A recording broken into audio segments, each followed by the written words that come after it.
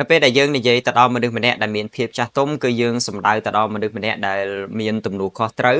ចេះចង់អភិវឌ្ឍខ្លួនឯងចេះចង់រីកចម្រើនហើយទទួលខុសត្រូវទាំងស្រុងលើជីវិតខ្លួនឯង So yeah នេះគឺជា10ចំណុចដែលបញ្ជាក់ថាយើងមានភាពចាស់ទុំនៅក្នុងខ្លួនសម្រាប់ចំណុចទី1គឺមិនទាមទារការចាប់អារម្មណ៍ពីមនុស្សជុំវិញខ្លួនសម្រាប់មនុស្សម្នាក់ដែលអាចចាត់ទុកថាជាមនុស្សដែលមានភាពចាស់ទុំបានគឺមិនទាមទារការចាប់អារម្មណ៍មិនទាមទារការមើលឃើញពីមនុស្សជុំវិញខ្លួនមិនមែនតតែមានអ្នកមើលទៅបានធ្វើរឿងដែលគិតថាត្រឹមត្រូវគឺទទួលស្គាល់តម្លៃខ្លួនឯងដេកដើរឆោតអង្គុយទទួលបានដោយភាពជឿជាក់មិនទាមទារការមើលឃើញពីមនុស្សជុំវិញខ្លួនទេសម្រាប់ចំណុចទី2គឺទទួលខុសត្រូវលើទង្វើរបស់ខ្លួនមិនបន្ទោសអ្នកដទៃព្រោះតែរឿងដែលបានកើតឡើងជំនួសមកវិញជាមួយនឹងសំណួរមួយថាតើគួរធ្វើយ៉ាងណាដើម្បីឲ្យស្ថានភាពវាល្អប្រសើរជាងហើយនៅពេលដែលខ្លួនឯងធ្វើខុសវិញគឺយើងពេញចិត្តនឹងការសុំអភ័យទោសពីអ្នកដទៃតែម្ដងចំណែកឯទី3គឺ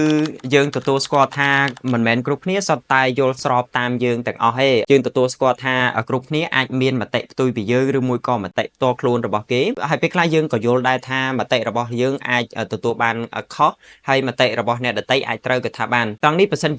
ជាយើងយល់បាននៅត្រង់នេះមិនធ្វើឲ្យយើងអន់ទេមិនថែមទាំងធ្វើឲ្យយើងទទួលបានការគោរពពីមនុស្សជុំវិញខ្លួនថែមទៀតផងចំណុចទី4អ្នកនរគ្នា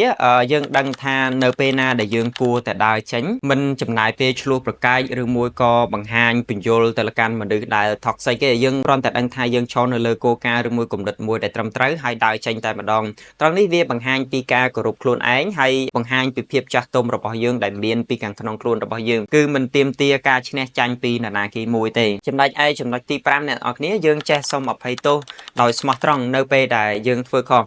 យើងកាន់តែយល់ដែរថាការធ្វើខុសវាគឺជារឿងធម្មតាសម្រាប់មនុស្សទូទៅហើយនៅពេលដែលខ្លួនឯងធ្វើខុសក៏មិនរារែកនៅក្នុងការសុំអភ័យទោសពីមនុស្សជុំវិញខ្លួនដែរ So yeah កំហុសវាអាចធ្វើឲ្យយើងមានវិបត្តិសារីហើយមានភាពឈឺចាប់នៅក្នុងនឹងអ្នកគ្នាតែមិនមែនមានន័យថាយើងត្រូវតែរស់នៅក្នុងនឹងរហូតទេ So អភ័យទោសឲ្យខ្លួនឯងអ្នកទាំងអស់គ្នាហើយ heal from it and deep in my heart don't repeat the same mistake twice កុំធ្វើកំហុសមួយដដែលពីរដងនៅក្នុងមួយឆាកជីវិតរបស់យើងនេះគឺជាអ្វីដែលខ្ញុំអាចនិយាយចេញបានគឺកុំធ្វើរឿងឬក៏កំហុសពីរដងនៅក្នុងឆាកជីវិតចំណែកឯទី6គឺយើងចេះគោរពព្រំដែនចេះគោរពព្រំដែនរបស់ខ្លួនឯងនិងគោរពព្រំដែនរបស់អ្នកដទៃផងដែរយើងចេះនិយាយថាទេឬមកក៏ឆ្លើយបដិសេធដោយមិនឲ្យប៉ះពាល់ដល់ទំនាក់ទំនងរួមទៅការដែលឆ្លើយបដិសេធដោយធ្វើឲ្យភាគីម្ខាងទៀតទទួលបានអារម្មណ៍មួយដែលជាការគោរពហើយយើងក៏ទទួលស្គាល់និងគោរពការបដិសេធរបស់គេផងដែរចំណែកឯចំណុចទី7គឺយើងចេះគ្រប់គ្រាន់នៅក្នុងជីវិតរបស់យើងជំនួសដោយការកលែងទៅមើលអ្វីដែលបាត់បង់ឬមួយក៏អ្វីដែលយើងមិនទាន់មានយើងមើលអ្វីដែលយើងកំពុងតែមានលុយកាក់ការងារគ្រួសារតំណែងតំណងស្អីអស់ហ្នឹងសុខភាពអីអស់ហ្នឹងគឺវាសំខាន់សម្រាប់យើងមែនតើហើយយើងថែរក្សាយើងស្រឡាញ់វាមែនតើជាពិសេសគឺខ្លួនយើងផ្ទាល់ខ្ញុំនិយាយវាម្ដងទៀតយើងមានខ្លួនយើងផ្ទាល់គឺអាចថាជារឿងមួយដែលគ្រប់គ្រាន់បំផុតហើយយើងសប្បាយចិត្តជាមួយនឹងអ្វីយើងមានហើយយើងក៏មិនរារែកនៅក្នុងការសម័យអ្វីដែលធំហើយដេញចាំដីសម័យរបស់យើងដែរប៉ុន្តែនៅក្នុងកម្រិតពេលនេះគឺយើងពេញចិត្តនៅអ្វីដែលយើងកំពុងតែមាននឹងឯងចំណែកឯចំណុចទី8គឺយើងផ្ដល់ភាពសំខាន់ទៅលើភាពរីកចម្រើនជាង comfort zone របស់យើងមានន័យថាយើងសម្រេចចិត្តធ្វើរឿងណាដែលពិបាកប៉ុន្តែផ្ដល់ឲ្យយើងនៅអនាគតមួយដែលល្អប្រសើរជាង comfort zone របស់យើងដែលធ្វើឲ្យជីវិតរបស់យើងសនុកប៉ុន្តែអនាគតរបស់យើងវាមិនងាយស្រួលនោះទេយើងសុខចិត្តពិបាកនៅក្នុងរយៈពេលខ្លីប៉ុន្តែផ្ដល់នៅភាពរីកចម្រើនអនាគតមួយដែលល្អនៅក្នុងរយៈពេលវែងនេះហើយជាអ្វីដែលសំដៅទៅដល់មនុស្សមានភាពចាស់ទុំពេញវ័យហើយនឹងទំនួលខុសត្រូវហើយយើងក៏ទទួលស្គាល់ដែរថាភាពជោគជ័យវាមិនមែនបានមកដោយងាយទេវាបានមកដោយការខិតខំប្រឹងប្រែងទាំងយប់ទាំងថ្ងៃហើយអត់មានផ្លូវកាត់ណាមួយទេសម្រាប់ដំណើរជីវិតមួយនឹងទៅកាន់គោលដៅរបស់យើងចំណែកឯចំណុចទី9អ្នកនរគ្នាគឺយើងចេះគ្រប់គ្រងអារម្មណ៍ខ្លួនឯងជំនួសដោយអនុញ្ញាតឲ្យអារម្មណ៍របស់យើងវាគ្រប់គ្រងមកលើជីវិតយើងធ្វើការគ្រប់គ្រងទៅលើវាហើយយើងក៏កាន់តែយល់ដែរថាការសប្បាយចិត្តការពិបាកចិត្តវាគឺជារឿងធម្មតាសម្រាប់មនុស្សទូទៅSo yeah emotional intelligence គឺវាសំខាន់ខ្លាំងមែនទែនអ្នកនរគ្នាការចេះគ្រប់គ្រងអារម្មណ៍ខ្លួនឯងព្រោះរឿងស្ទើរតែទាំងអស់វាអាចប្រើអារម្មណ៍យកមកធ្វើបានទេ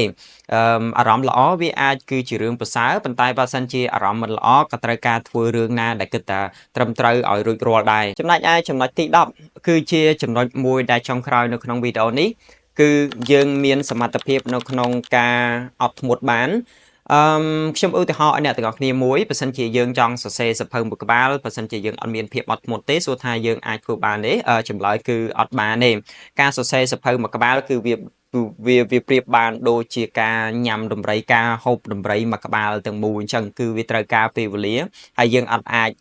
បង្ហើយវានៅក្នុងពេលតែមួយថ្ងៃបានទេ so it takes time everybody so be patient សរុបមកវិញអ្នកនរគ្នាមនុស្សដែលមានភាពចាស់ទុំគឺជាមនុស្សម្នាក់ដែលមានទំនួលខុសត្រូវទាំងស្រុងលើជីវិតខ្លួនឯងមិនថាទៅលើលុយកាក់ការងារសុខភាពឬមួយក៏ទំនាក់ទំនងស្អីអស់ហ្នឹងទេគឺទទួលខុសត្រូវទាំងស្រុងហើយចេះចង់ឃើញខ្លួនឯងអភិវឌ្ឍចេះចង់ឃើញខ្លួនឯងរីកចម្រើនជារៀងរាល់ថ្ងៃគេមិនដើរតួជាជនរងគ្រោះទេគេគឺជាអ្នកដែលដោះស្រាយបញ្ហាហើយជួបអីដោះហ្នឹងមិនដេកផ្ដួលរមូលស្មំក្រិចស្អីអស់ហ្នឹងទេយើងអាចនឹងមិនអាចគ្រប់គ្រងអ្វីទាំងអស់នៅលើពិភពលោកនេះបានក៏ប៉ុន្តែយើងអាចគ្រប់គ្រងរបៀបដែលយើងឆ្លើយតបទៅពិភពលោកខាងក្រៅបានមានន័យថាខ្លួនយើងផ្ទាល់យើងអាចគ្រប់គ្រងរបៀបនៃការឆ្លើយតបរបស់យើងទៅកាន់ពិភពលោកខាងក្រៅបាន So guys so that's it for today's video comment នៅខាងក្រោមបើសិនជាអ្នកនរគ្នាគិតថាខ្ញុំខ្វះខាតអ្វី